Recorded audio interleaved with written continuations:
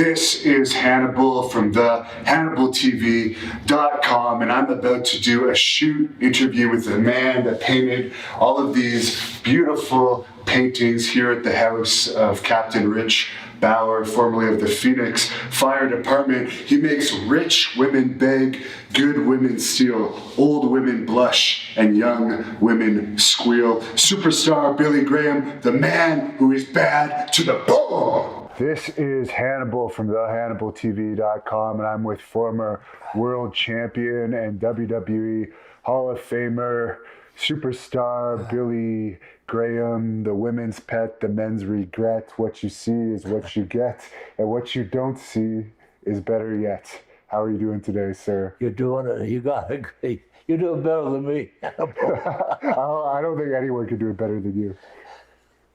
The only person that can do you better than you is some of the things, not better than you, but maybe he was pushed a little more, was Hulk Hogan.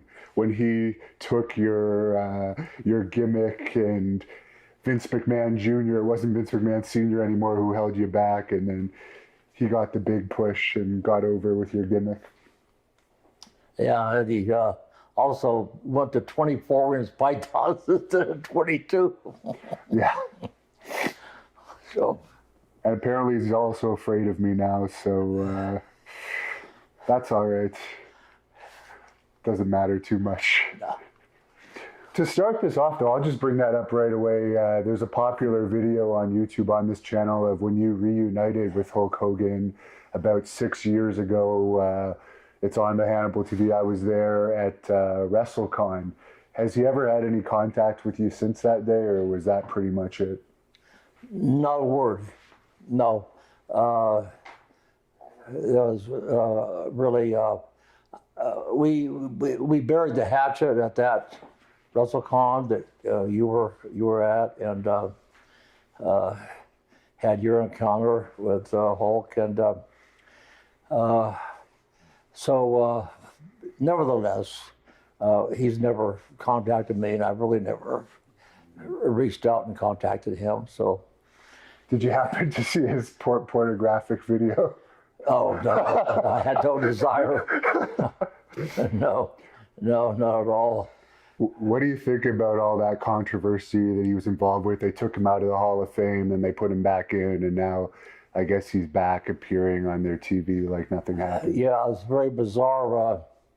He's using the N-word like in every other sentence, and his out was that he thought it was cool with the people he was talking with. He used the N-word, more or less, so the black African-American folks would recognize him because they call each other the N-word, and they have every right to. But that was a very bizarre thing, and pulling him out, I guess they had to do something to make it popular, and they did, but they reinstated him. So means nothing, really. So WWE has his network now, and people that are subscribers to the network get all the pay-per-views.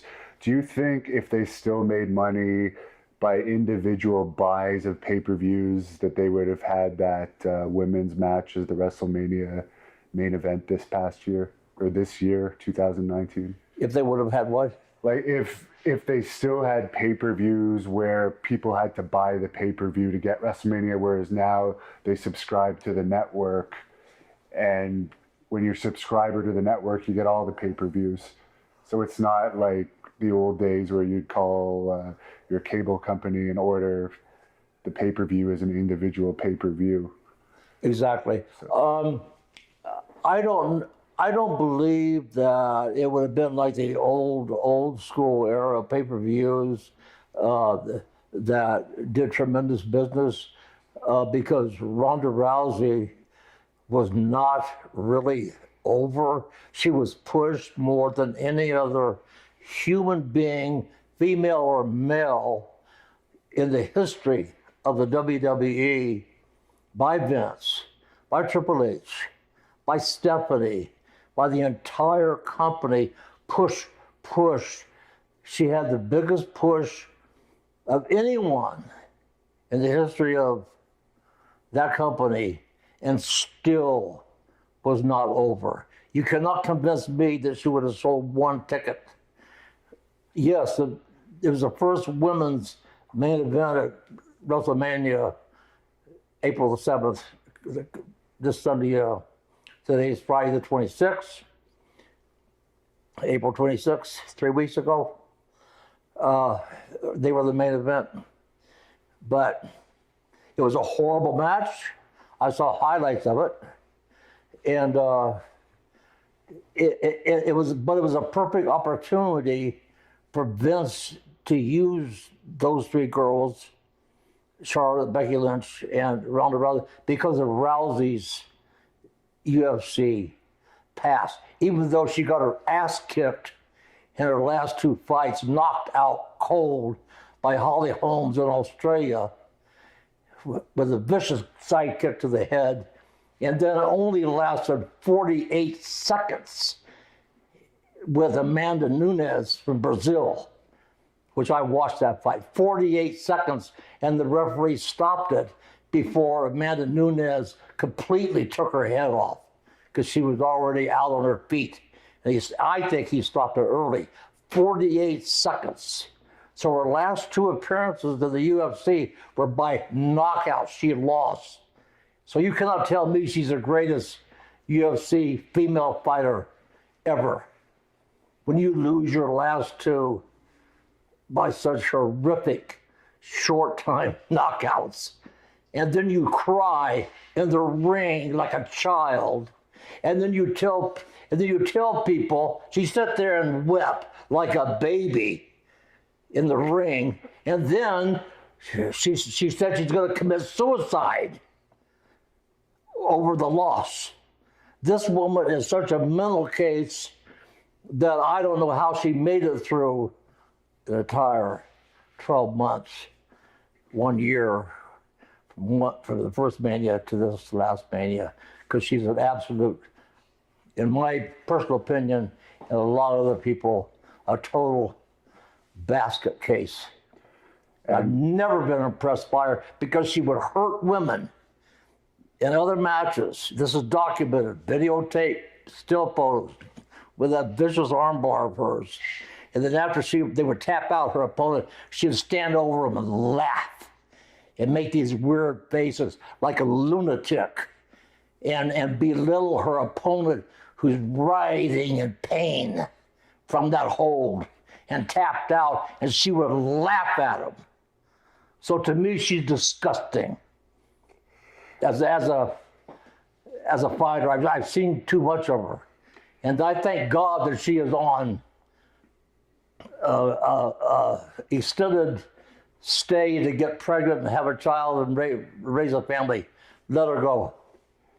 And speaking of wrestlers who got knocked out in UFC, Brock Lesnar actually got knocked out in 2 of his last 3 fights in the first round. His last fight was actually ultimately ruled a draw because he failed the drug test. So what's your opinion on Brock Lesnar? Obviously, he's a big draw for WWE. I'm not denying that. He's making huge money. I'm just curious your opinion. He has a big body similar to your physique, and he's a monster. Yeah, I think he's a tremendous athlete.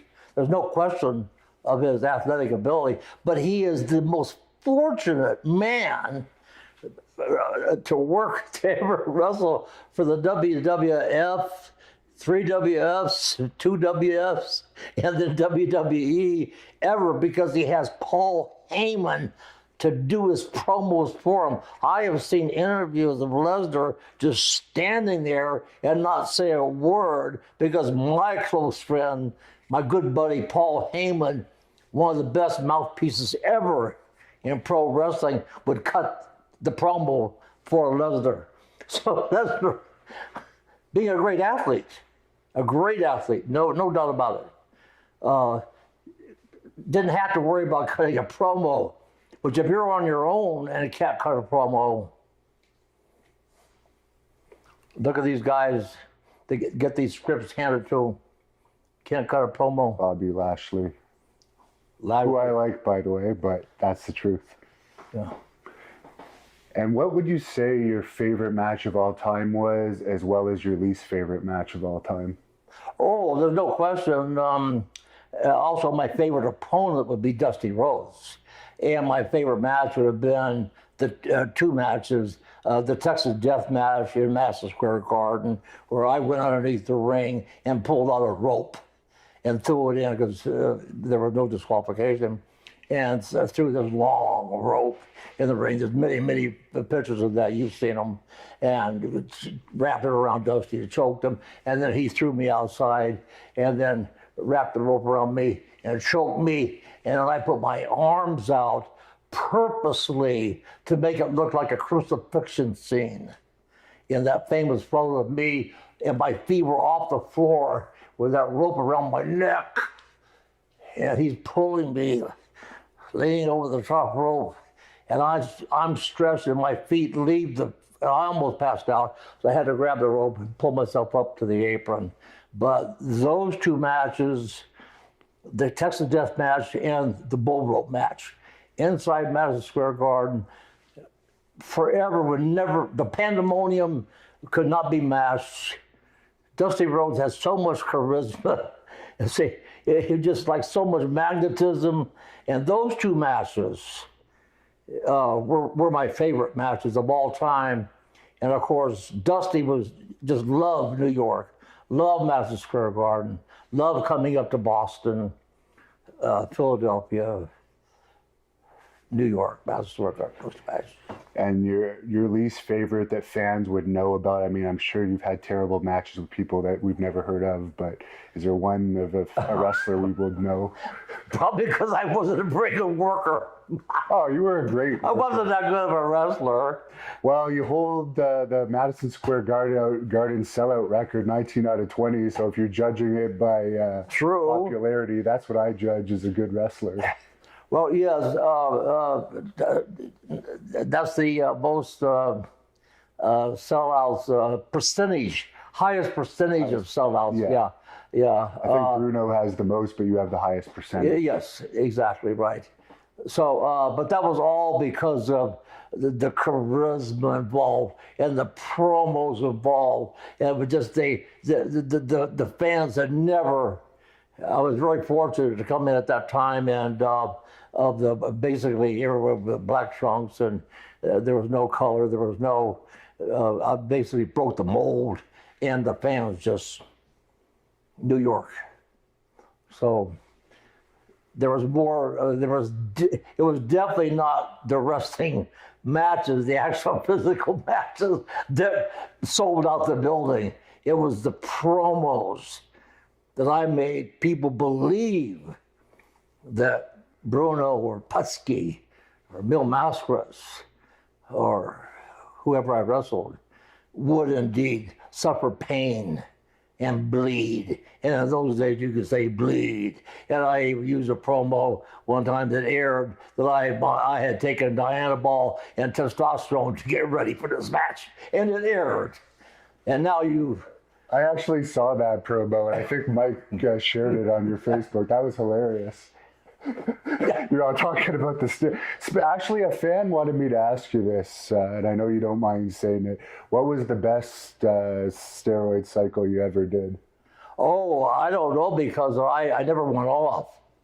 I never, especially during my wrestling, that period, because I didn't want to go off and start losing my physique. So I just kept on taking, abusing, and to stay at my best because I was a champion, and I didn't want to go off.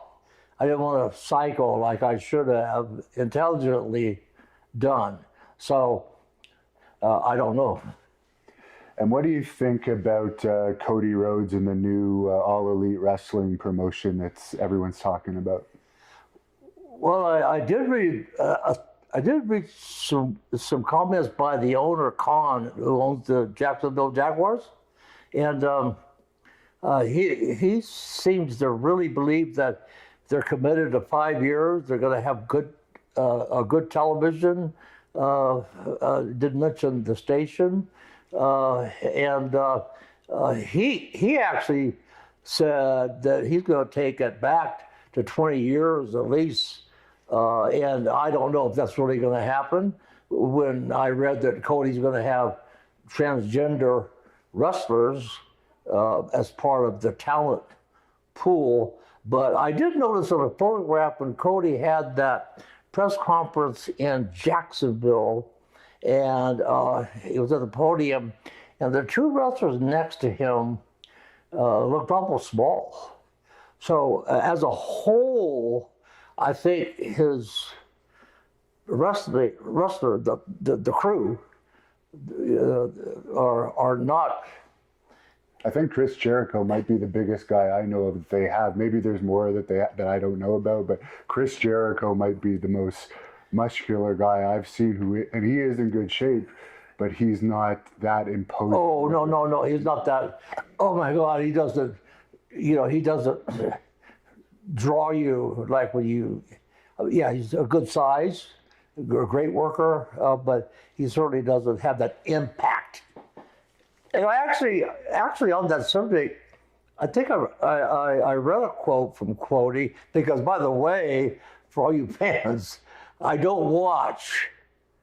not sit there and sit through 3 hours of Raw and sit through all those commercials and watch the repetitive promos and I get my information from all of the wrestling sites, and mostly Dave Meltzer. Anything Dave Meltzer says is gold. Anything Dave Meltzer says, if he misses it, it'll be right the next day if he misses something. So that's where I get my information. And here's a question. Now, this is probably never going to happen, but you did tell me in the past, if WWE ever used me again, you'd walk me to the ring. If I ever wrestled in Madison Square Garden. If I ever wrestled Cody Rhodes in All Elite Wrestling, would you walk me to the ring? Oh, yes. Yes, I would. Yes, I would. I would walk you to the ring. I would absolutely be honored to. And they should use you. Cody Rhodes, Cody, listen to me. We had a good talk 4 years ago when you were still with the WWE. I'm talking to you right now, Cody. Right now. I know you're going to hear this. It'll get out there. I think you're doing a great job. It's going to be a fantastic success. But you need to hire Hannibal. You need this man on your roster. Take him from superstar Billy Graham. I'm endorsing Hannibal and urging you, Cody, to get a hold of him and talk to the man and sign him to a contract, because he is a supreme, excellent worker and is a believable promo man. And I personally have helped him with his promos and threw out ideas for him in his promos, which was an honor for me to help such a talented man. So I'm going on record right now, Cody Rhodes. You and I talked, and you talked about the belt buckle. I gave your dad, and you still have that belt buckle. And Dusty won that so bad. I paid $1,000 for this beautiful silver belt buckle with the stars on it. Had it custom made, and Dusty wanted it, and I took it off and gave it to your father. So on your father, my dearest friend and my favorite opponent, I'm asking you to please seriously consider contacting Hannibal, Devin Nicholson, and signing this man. He will be plus.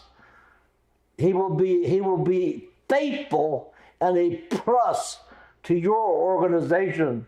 And I urge you to contact him and negotiate and sign him, because he will do nothing but good for your talent pool and your the quality of people that you want. So that's coming right from superstar Billy Graham to you, Cody. Sign Hannibal. Well, thank you very much. And that was a free. I didn't get paid to say that. That was free. Sign Hannibal. I really appreciate that. And one guy that you endorsed on screen that we never talked about in any of our other interviews was Don Morocco. Do you have any memories of him, and what exactly happened there? He was getting the push with you as a manager. Then something happened where I heard there was an incident with him and an agent, and he was released or something. Something happened with Don Morocco, am I? No, with an agent, like why he got released by WWE, because you guys were getting the push there with you managing Morocco. Like I don't know what happened with Don Morocco, why. I know I was having health problems. I was having health problems even as a manager traveling because of my hips. I would have to, when I get off of the airplane and go to a baggage claim, I'd have to stop at a restroom just to sit down and rest my back. Because my spine has collapsed 4 inches. I've lost 4 inches of height because of a collapsed spine. So I was having problems traveling, and Vince finally just said, well, let's try you at commentating, color commentating, which I really enjoyed. And I really believe that Vince should have gave me a longer shot at it, a longer run, because I really felt like I was doing a good job. And just needed more time to get into through, but it didn't happen. you did commentate. And he said, I'm going to have to put you in the bullpen, superstar. Oh yeah. Yeah, he called me. But you called the first SummerSlam, and that obviously is. Yeah, the SummerSlam, first ever SummerSlam with a Gorilla Monsoon. And that was a joy. That was a pleasure. And I thought I did a good job at it. Any memories, speaking of that, about Bruce Pritchard? He's had a resurgence. He's back on the creative team. I know you worked with him a bit in that last run you had. Yeah, not really. Bruce Pritchard's, I know Brother Love. his brother, Tom Pritchard. yeah, we're very, very good friends. And traded autograph pictures and everything, but I know he has a brilliant mind for the business, but I also know that there's the creative team, the creative team for professional wrestling, the WWE. I don't know how many people they have, but I do know, like everyone else knows, that Vince just hired Dana Warrior to the creative team, and according to Dave Meltzer, because why is this lady on the creative team? She's already been made a goodwill ambassador for the WWE and makes appearances for the WWE as a goodwill ambassador, Dana Warrior. Oh, this is the Ultimate Warrior's ex? The Ultimate Warrior. Okay. Yeah, well, was a great guy. And I'm really sorry about his passing. This is nothing.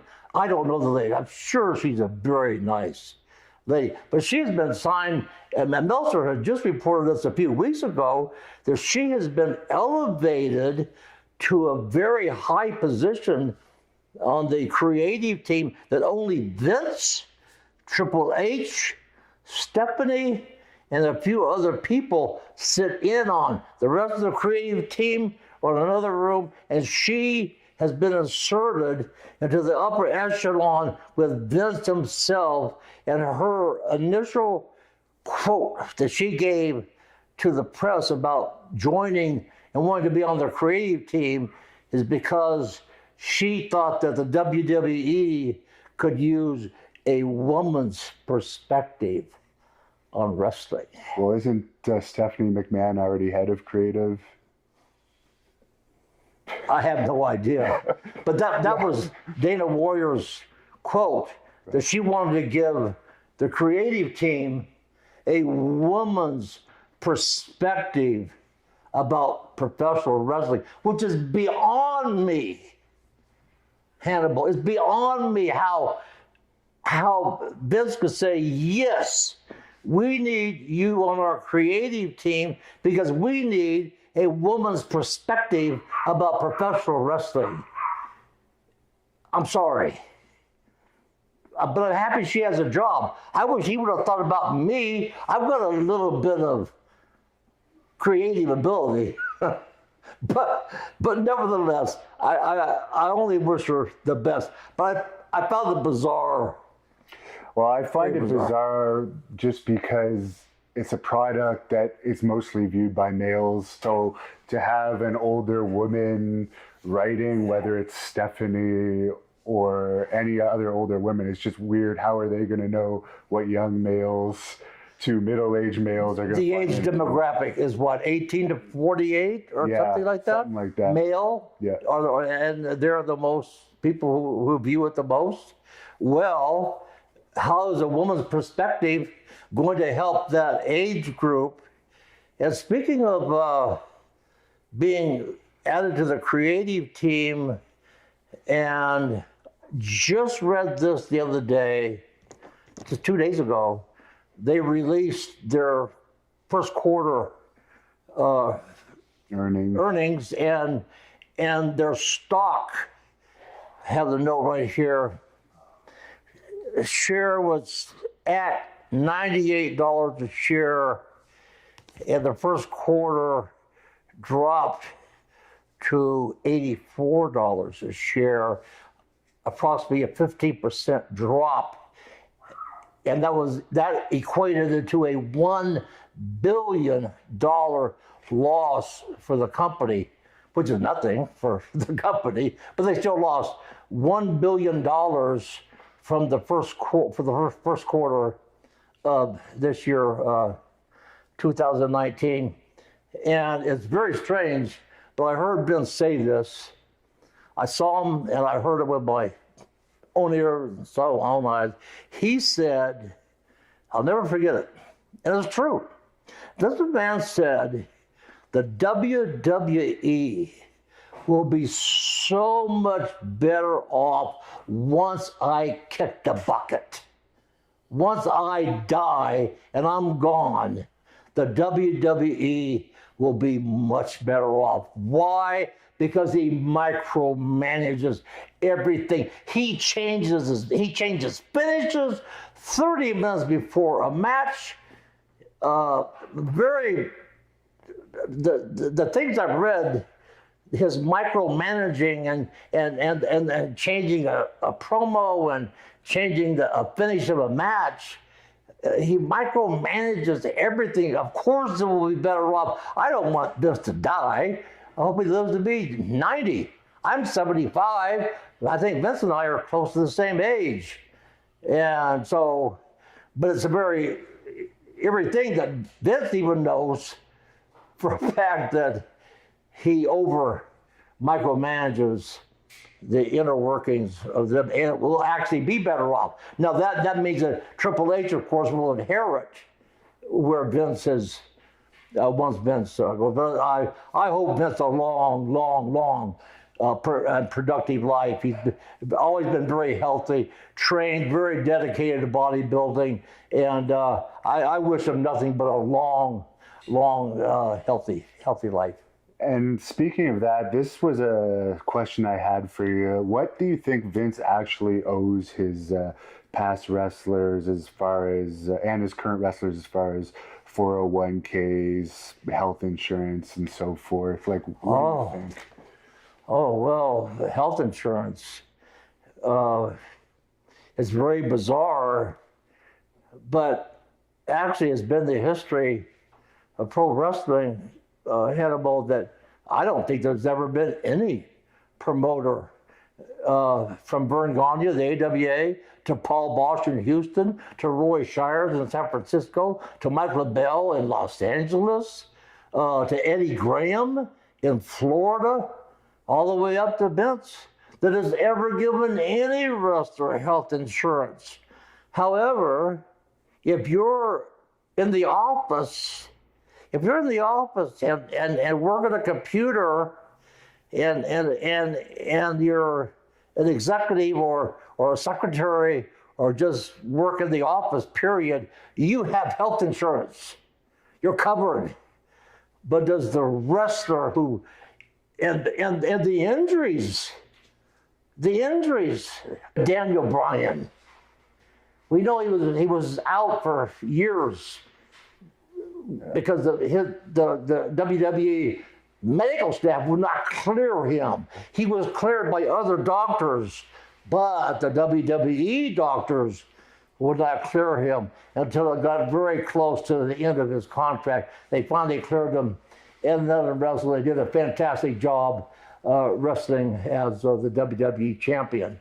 You're under a WWE Legends contract now. You've explained to me before your last royalty payment was only $75 or something. But did they ever ask you to come to their NXT Performance Center to teach a promo class? And if they had, would you have? Did they ever ask me what? To come to the NXT Performance Center to teach promo class to the developers? Early on, I had discussed that on the telephone with Triple H. We talked about, and I had given it some real deep thought, and talked it over with my wife Valerie about going to Florida and being part of the developmental center that Triple H so wisely built, and helping the guys cut promos, and then we talked about it some more, and finally we just came to the conclusion that my health really was too unpredictable at that time, and it would be best if you had really chosen someone else. And I'm glad I didn't, because I really wouldn't have enjoyed it. Because you, no matter what you teach them, they're still going to have a script handed to them that they have to follow. So it eventually I wouldn't have enjoyed it. But it was, we did talk about it, Triple H and I. What was your favorite lift to do in the gym, and what were your top 3 best lifts when you're at your peak? My favorite lift, like, did you have a favorite exercise to do in the gym, and then also what were your top 3 best lifts? Oh, I did a lot of benching.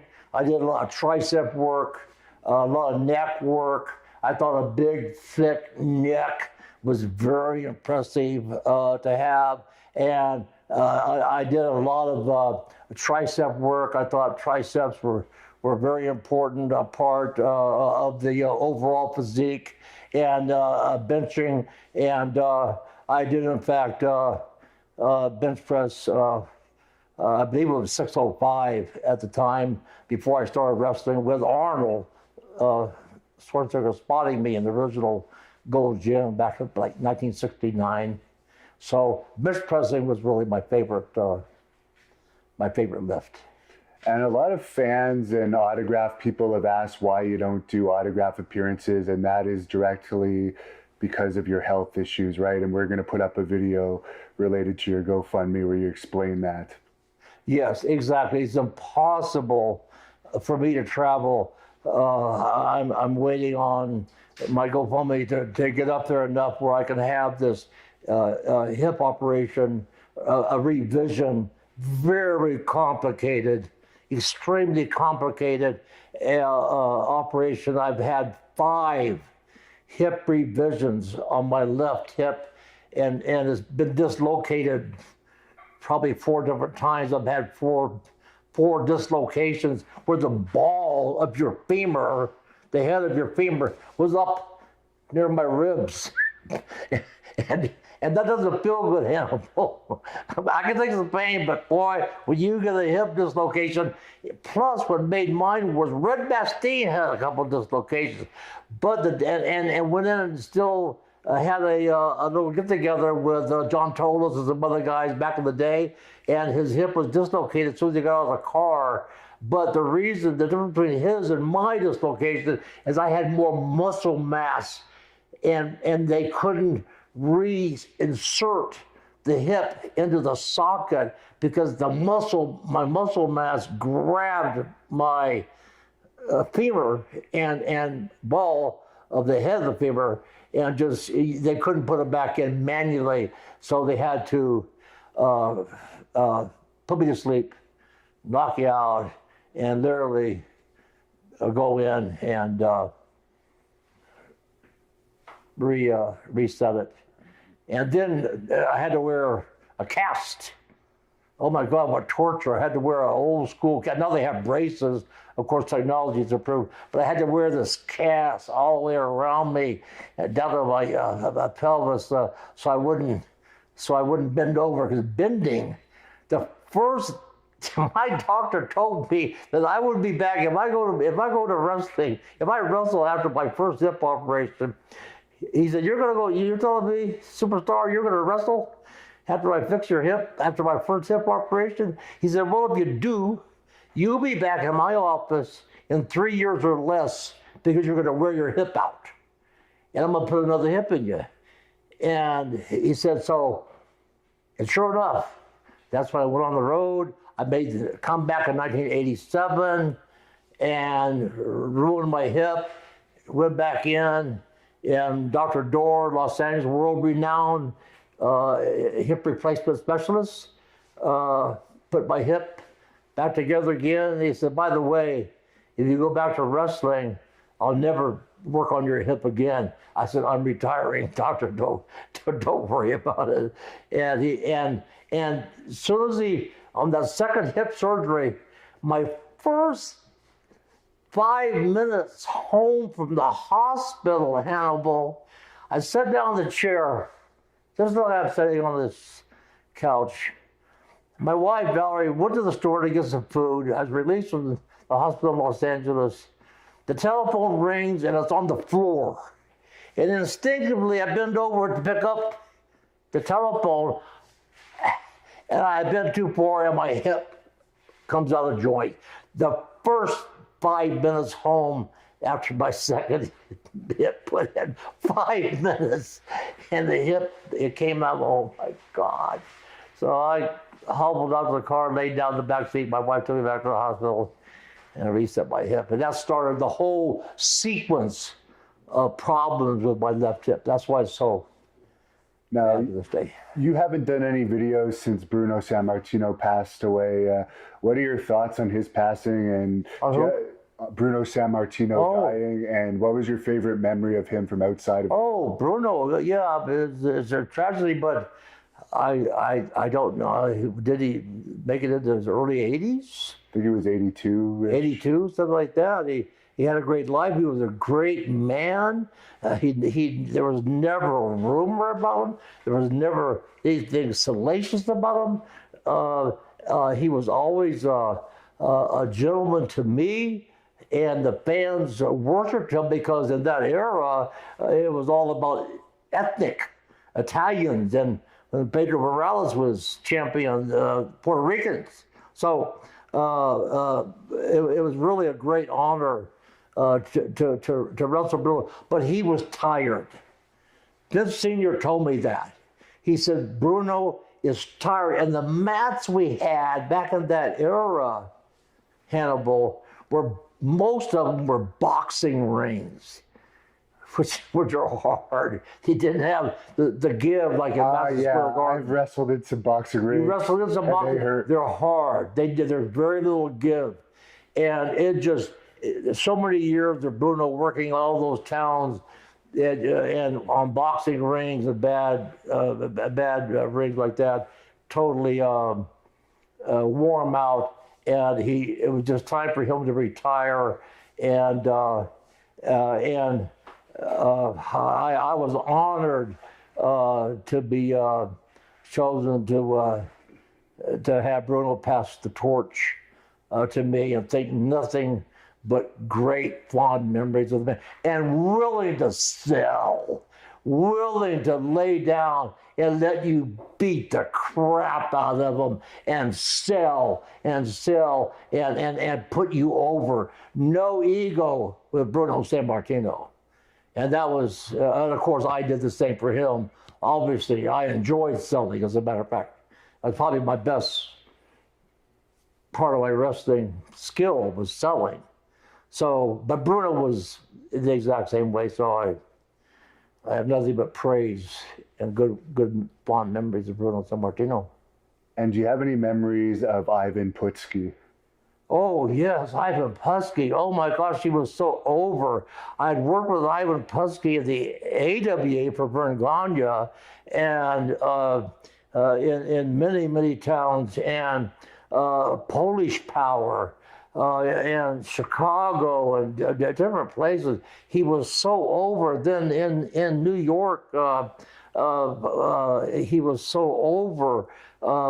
Nothing but fond memories of Ivan, and he was a little bit difficult to work with because he was shorter and blocky. So it was a little bit of a different situation. But we still had just power matches, and we just basically bear hugs, full Nelsons, and very, very simple matches. But he would sell out. Polish Power, he would sell out. He was over, and one of my fondest memories is his friendship in the locker room and on the road. And before we get into your notes there, any memories of wrestling in Allentown? They used to do all the TV tapings there. Oh, Allentown. Yeah, I mean, very simple stuff. TV taping. And back then, one thing compared to current times is that the champion didn't have to wrestle every week on television. Now the champion, it may not be a championship match, but the champion is on the Raw or SmackDown, whatever, Universal Champion or United States Champion or the Intercontinental Champion or whatever, WWE Champion. They're wrestling every week on television. And that was so unnecessary. It is so unnecessary to see the champion. You don't have to wrestle, but you would cut your promos. So that was one of the great things about my era, which already is 2 generations removed. And so you didn't have to wrestle every week on TV, but you would pre-cut your promos. And so it was not necessary to get in the ring. But when you did, in my case, it would be a squash job, and you had great guys willing to do a 5-minute squash job. And of course, I had the advantage of the Grand Wizard being my manager and having all the outlandish things that he would do, and taking off my shirt, my sunglasses, combing my hair, and it was a good match. At first, I didn't like it. When Vince McMahon told me he was going to put me with the Grand Wizard, when I came in, I said, wait a minute, Vince, this is Vince Senior. I said, Vince, I don't need a manager to get over or to help me with promos. And he says, Billy, I'll never forget this Vince Senior sitting in that old Philadelphia arena on a bench. He said, Billy, Ernie Roth, Grand Wizard, he is the best mouthpiece of the business. And I said, oh, I know. I said, I just don't need anyone to help me with my promos. I'm very confident in my promos. And so we discussed it, and he said, Billy, this was a great line. He said, Billy, just do it for me. I just met you. Vince and I laughed, and Vince had a smile, had a great smile, Vince Senior, and he laughed. And I said, I just met you. Why don't we just do it for you? And so, of course, I said, yes, let's do it. And I said, I'll make it work with the Grand Wizard. I'll use the Grand Wizard, and we'll work out a thing together, and we'll make it work. So, but the line, just do it for me. I found it very, I just met you, Vince. What do you mean, just do it for you? I thought that was kind of funny.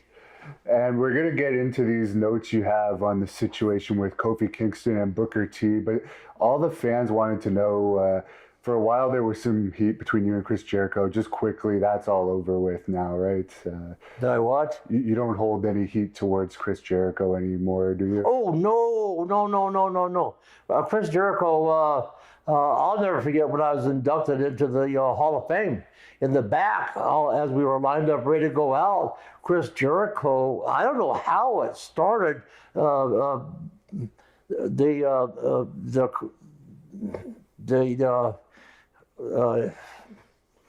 don't even know what the word is, disagreements that we supposedly had, how that I think it was, you know how? it was something he wrote in his book that maybe wasn't entirely true, and you took offense to it, but you were going through some rough times at that time as well.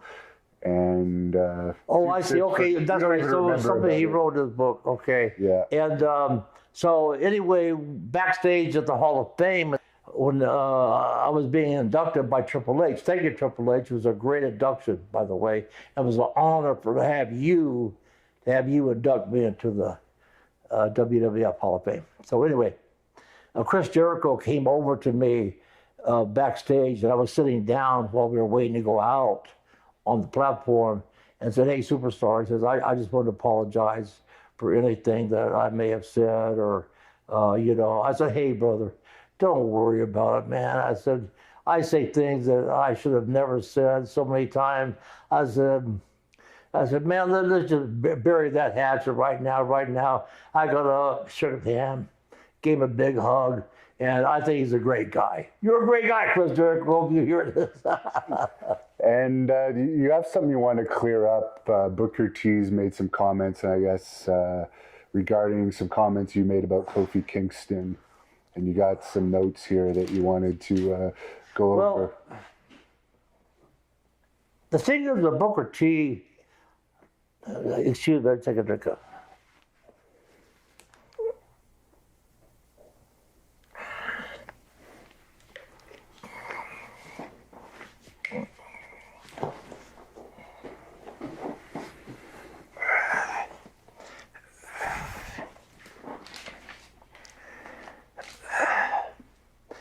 What happened was, I made a comment on my Facebook about Kofi Kingston being way too small to really adequately represent a WWE champion. And I suggested, and I actually urged Kofi to use some steroids. And so that statement created complete hysteria in the wrestling universe. All those sites picked it up. You heard about it in Canada, everywhere. And oh my God, superstar Billy Graham is telling Kofi Kingston to use steroids. Oh my God, like it was the sin of all sins. And so Booker T, I love you, brother. I love you. When I was backstage, you came over to me, man. We hugged each other, and you watched me wrestle in Houston when he was in Houston, Texas. He watched me wrestle, and I got pictures of our first meeting at the Hall of Fame. So anyway, he gave me a big hug, and we sat down and talked. Me and Booker, when I was, that time I was in Phoenix, when Triple H called me and asked me to go down and do some interviews for their files about how it was years ago. And so anyway, I made that mention that I would urge Kofi to use some steroids to put on some bulk, to add some size to him. I just thought he would look better, because maybe I'm prejudiced of being because I was a bodybuilder all my life, and I came from a big man era, and so I mean, you don't get much bigger than the Ultimate Warrior or Sid Vicious. Kevin Nash, some pretty big guys. So that anyway created complete hysteria.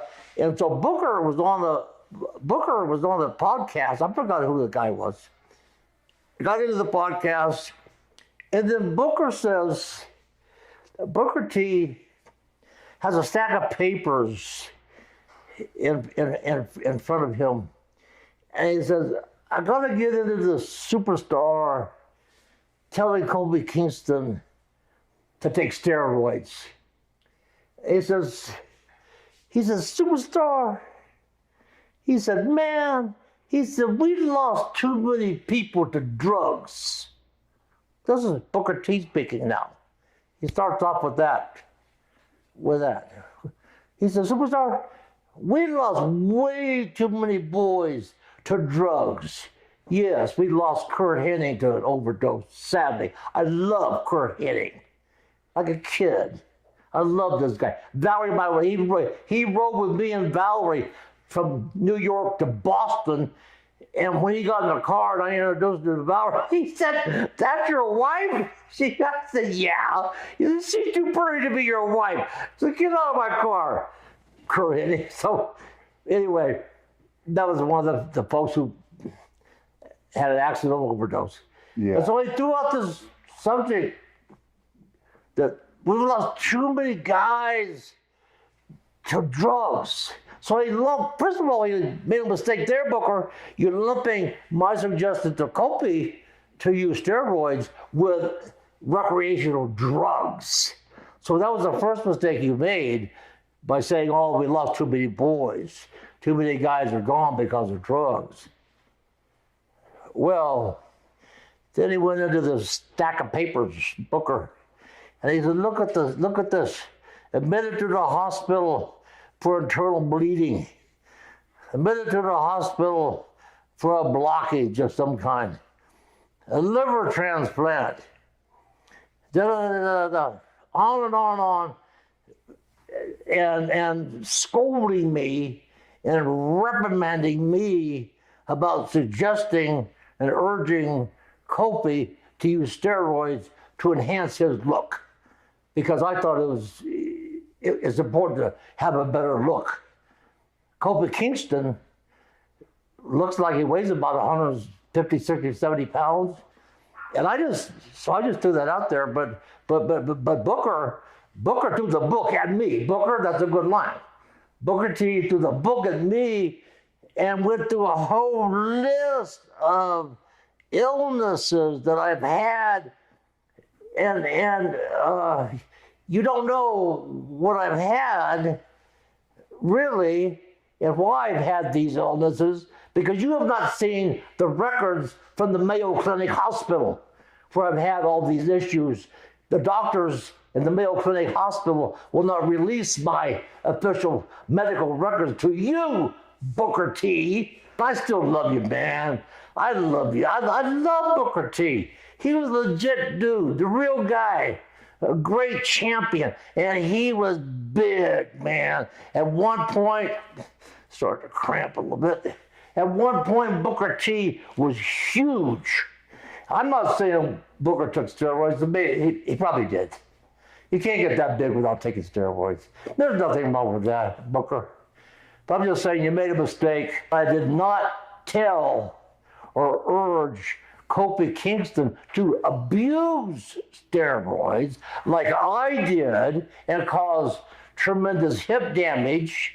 And by the way, Booker, as I said on my Facebook post, I did not have a liver transplant because of steroids. I had a liver transplant because I contracted hepatitis C by cutting my head open with a razor blade in the 70s. And we bled on each other, and we had commingling bloodbaths. And so whatever disease my opponent had, I would get, and vice versa. Because of the blade job, razor blade, and I contracted hepatitis C, Booker T, and that's what took out my liver. Not steroids, but doing blade jobs and contracting hepatitis C, which, by the way, I have been cured of. Thank God to the technology, just as Hannibal sitting here asking me these questions and doing this interview has been cured of hepatitis C going on, I believe, 5 years now.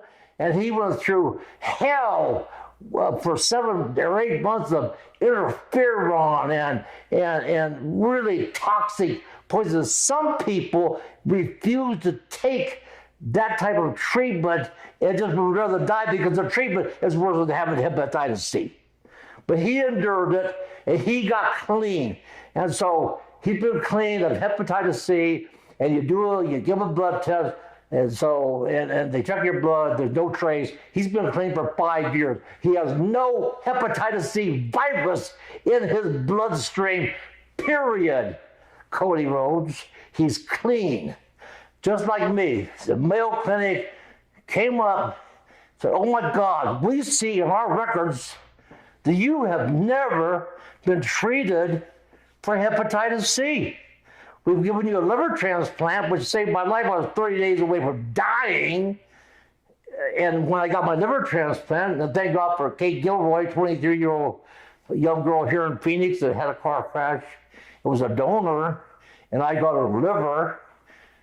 So you got to understand, Booker T, just can't be flipping papers around and calling out illnesses that I've had because people get the wrong idea. And so I don't want an apology. I'm not that. I don't need an apology, Booker. Just don't be talking about my health issues when you do not have access to my health records. I do not know what you've been through health-wise because I don't have your health records. And I wouldn't talk about it anyway. But just don't. You made a mistake, Booker.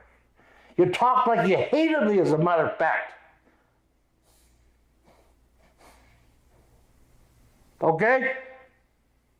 Booker T, I'm talking to you, brother. You talked on that podcast like you hated my guts. All right? For suggesting to Kofi Kingston, who weighs about 160 pounds, was probably the nicest guy in the world, by urging him to do a cycle of steroids to put on some lean muscle mass. You buried me, brother. And I do not appreciate it. However, I do not also hold a grudge. I went back and made a Facebook posting, and I said, I didn't tell Kofi Kingston or urge him to abuse steroids. I simply mentioned Captain Rich for Kofi Kingston to use steroids for a few cycles, 6 weeks, go off of it to add some muscle mass. So that's what I wanted to make clear. And thank you for the opportunity. And Booker, I still love you, brother. It's a done deal. You've been generous with your time here. You've given us a good hour. So we hope that we're going to catch up with you another time and do another interview with you. But you talked about hepatitis C so much. There's one guy that passed away, I understand, from hepatitis C-related complications who used to work with Ivan Koloff. Yeah, very unfortunate. Ivan waited too long to get treatment.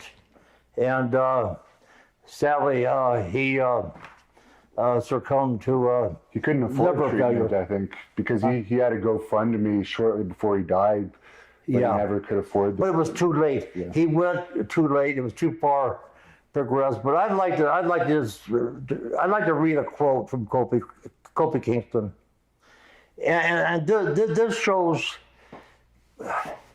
Kofi's been in the business, I've read 13, 14 years, maybe. 11, 12, 13 years? Since at least 2006. Okay. Do the math. After winning the belt from Daniel Bryan, he did an interview with TMZ. And this is the mindset of Kofi Kingston. This is one quote. I'm going to read the exact quote. Because I suggested in my Facebook posting that the Big E and Xavier Woods, the New Day, his partners, turn on him go heel, and you would have a tremendous run against the Big E and against Xavier Woods and also Daniel Bryan. But one of the first interviews Kofi Kingston gave, I saw it, I wrote it down word for word, and we'll wrap it up with this. And this is no knock on Kofi. This is just where his head is at. He's talking to TMZ, and Kofi Kingston says, our philosophy, the New Day, our philosophy is to lift your brother up.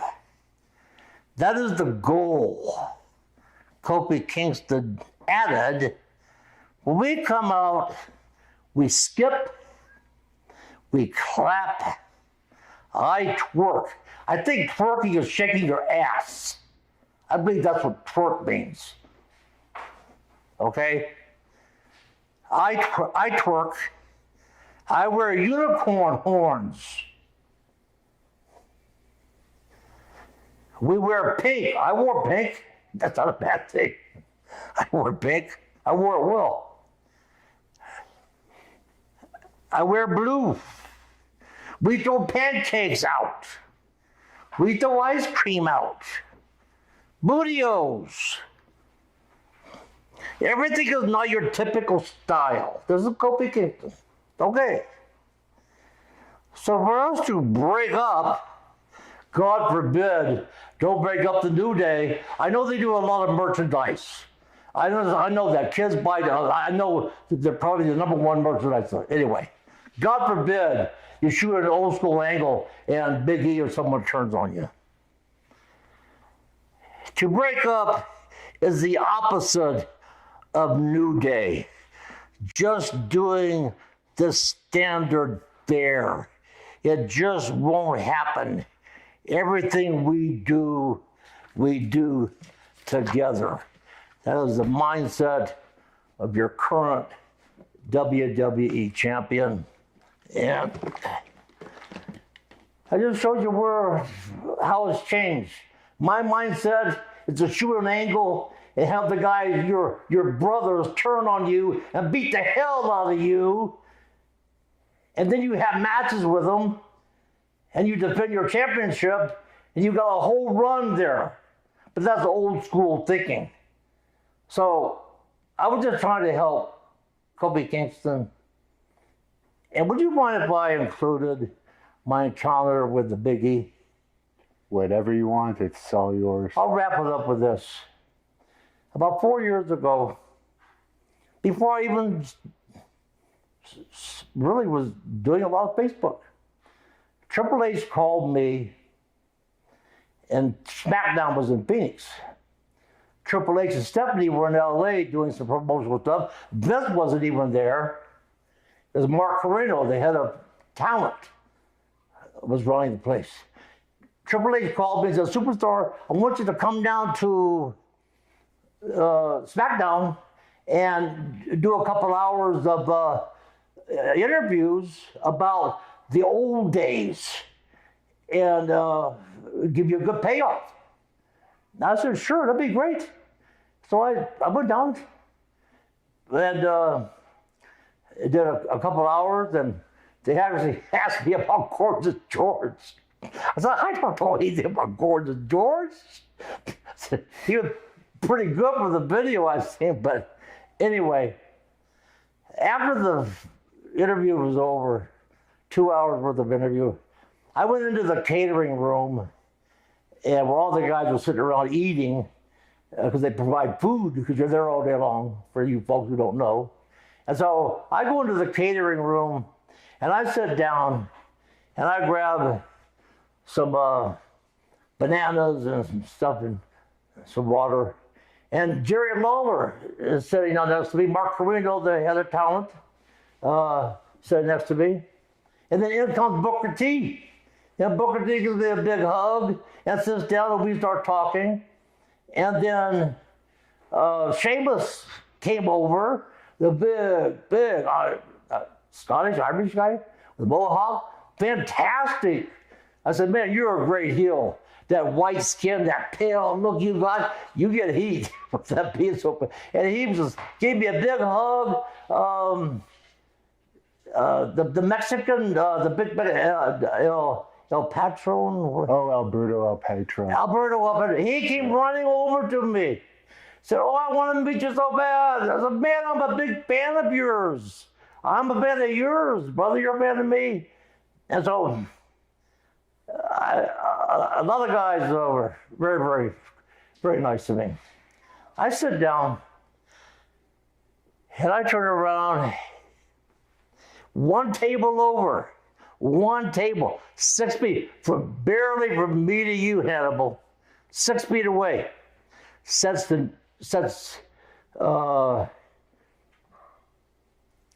Big E. the Big E and Xavier Woods. Big E stood there like this. And I looked at the Big E. I said, Big E. Big E. And he wouldn't look. And Mark Carino actually turned around and said, Big E, superstar wants to tell you something. And so he still didn't look at me. I said, Big E, brother, your arms, that's what I said to the Big E. You're 6 feet away from me. I said, your arms are the size of bowling balls, man. You look fantastic. You got the best looking arms outside of Arnold Schwarzenegger I've ever seen, man. You look fantastic. What did the Big E say? Nothing. And what did he do? That was his response to me. Now, I don't deserve to be bowed down to. But all he did was snub me, Big E. And I want to know one thing. And I'm going to close out with this. With that snub, are you a racist? Are you a racist against, I'm a white man. Did you snub all white men? Are you a racist? Big E, because you didn't even look at me. And I gave you a compliment. And all you did was snub me.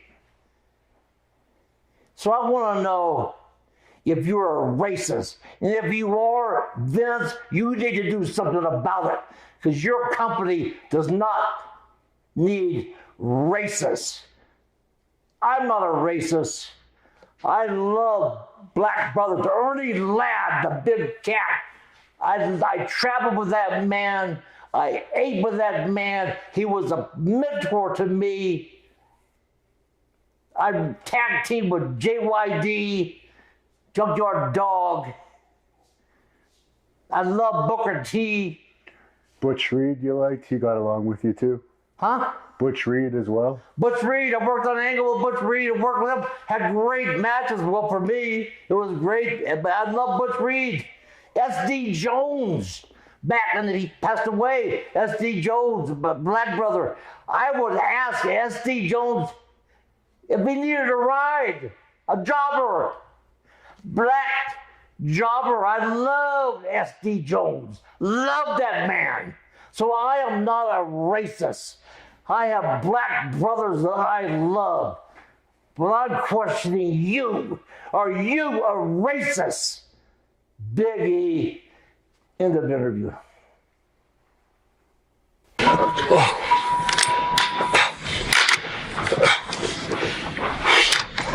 I have to catch my breath just a little bit. As I was saying, I had a heart problem as well as the hip that I need replaced. And they have to find out why the heart is not pumping the fluid back out of my feet and calves. They swell up and the heart's not strong enough. They think the calves are closing.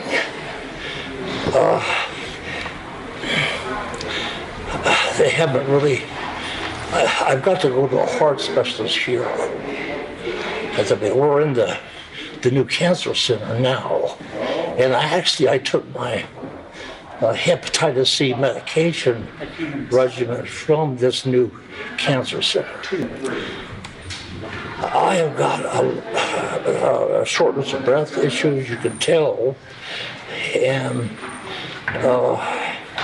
this heart problem that I have these veins closing off my calves that has to be addressed as well as my hip replacement, and it's very complicated. It's the newest type of hip replacement that they do, and very complicated and a very high risk of dislocation after the hip replacement. It's called a hip revision at this point.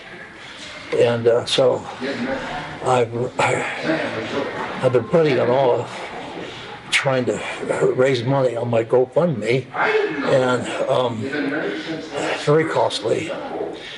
And how much is the hip surgery going to cost? The hip surgery, the revision, is $82,000. However, I do have Medicare, which is paying a substantial amount of that.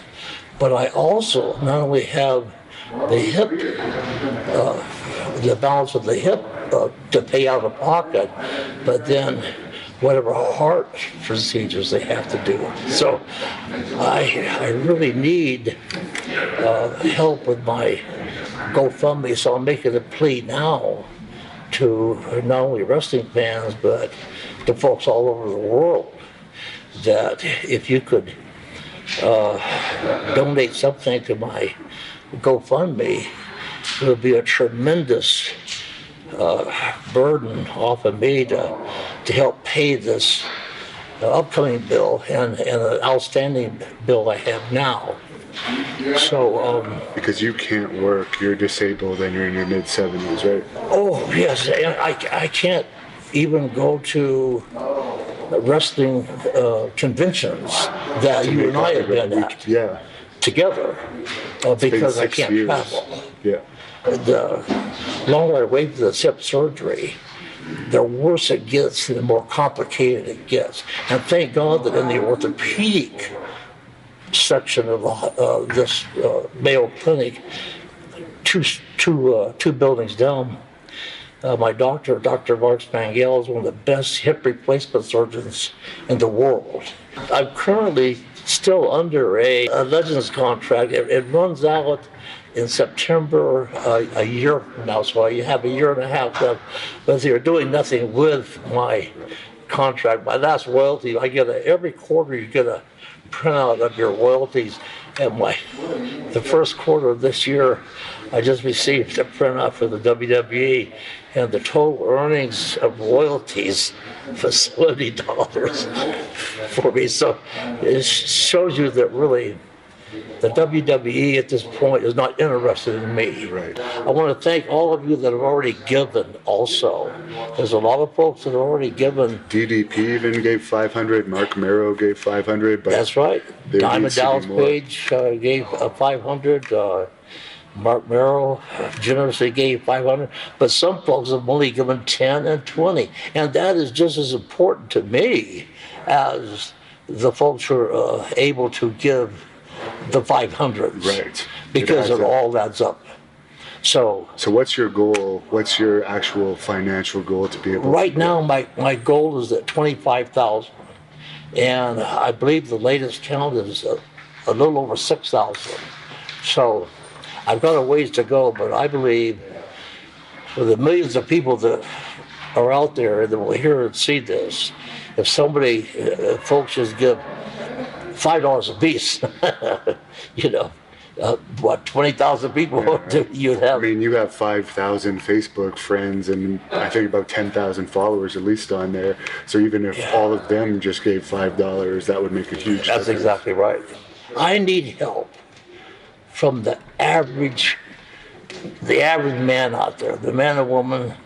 I'm making a plea for donations to my GoFundMe, which we'll put up a link Yeah. and direct the fans right to my. It'll be right in the description of this video if people want to see the link to his GoFundMe.